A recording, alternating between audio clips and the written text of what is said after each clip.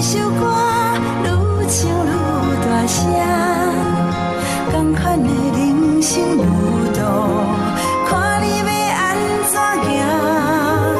换一种表情，讲一束伞，美丽的形影，同款的人生结局，过程该记写。Kuya Aljon, anong natutunan mo sa Jinxie Time for Kids ngayong buwan? Marami. Katulad ng? Pagtutulungan, pagkakaisa, at pagkakaibigan. Ganyan. Anong story ba natin ngayon? Tungkol saan? Sa tatlong monghe. Ano yung moral lesson na natutunan mo dun sa monghe? Sa tatlong monghe?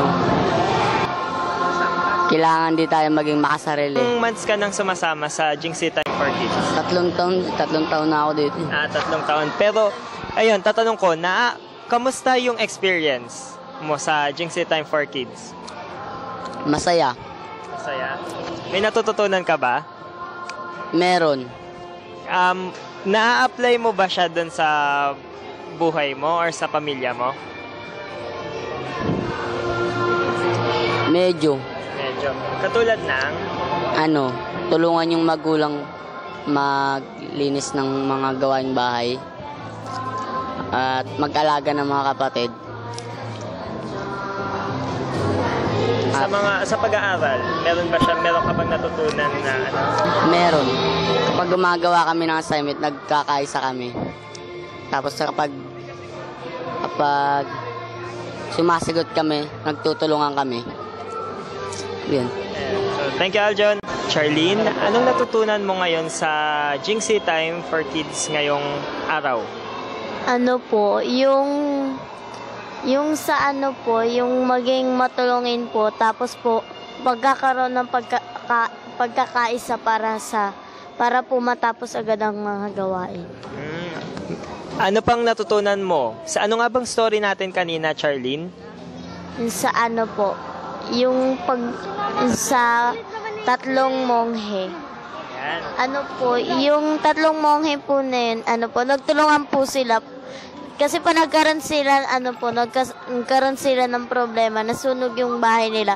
Tapos po, agad silang pumunta sa igiban, nag-igib sila ng tubig para po mapatay yung apoy.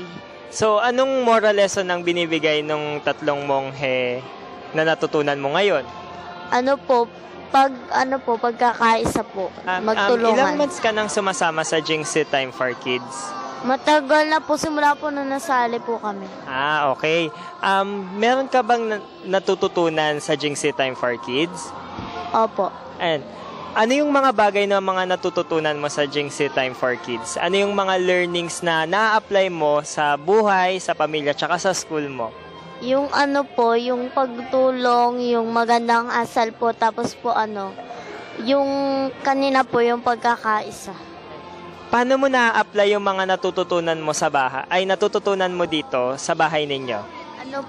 Sa bahay po namin ginagawa ko po, tapos po yung katulad po nung sinabi po sa Tree of Life, Tree of Hope, yung yung sa tubig po. Pagtapos po, yung pinagbanlawan po namin, pinaglinis po namin sa labas. Wow, ginagawa niya school, talaga. Ano naman ang, paano mo na-apply yung natututunan mo dito? Kasi yung kaklasmate ko, meron siyang hindi maintindihan sa itinuro ng teacher na. Tinutulungan ko po siya. I see. Sa mga kapatid mo, meron ka bang na-apply na tinuro dito? Opo, yung katulad din po ng pagtutulungan po. Kasi po yung kapatid ko po, minsan po nahirapan po gumawa ng project niya. Tinutulungan ko po siya. Okay, thank you, Charlene. Ayan, Chari, ano yung natutunan mo sa Jinxie Time for Kids ngayong araw? Maging matulungin po sa kapwa. Tapos po lagi pong mag-concentrate at mag-focus po. Tapos lagi pong makinig sa mga nagsasalita. Pwede mo bang ikwento sa amin kung ano yung story na binigay kanina? Ang tatlong monghe po.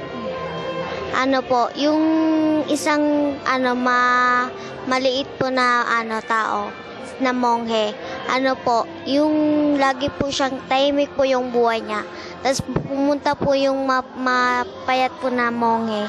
Tapos po, tinulungan, nanghingi po siya ng tubig sa maliit na monghe po. Tapos binigyan po ng mongeng maliit yung mapayat na monghe po.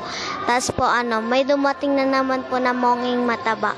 Tapos yung mataba pong ayon, hindi po siya nag-igib, naubos niya po yung tubig.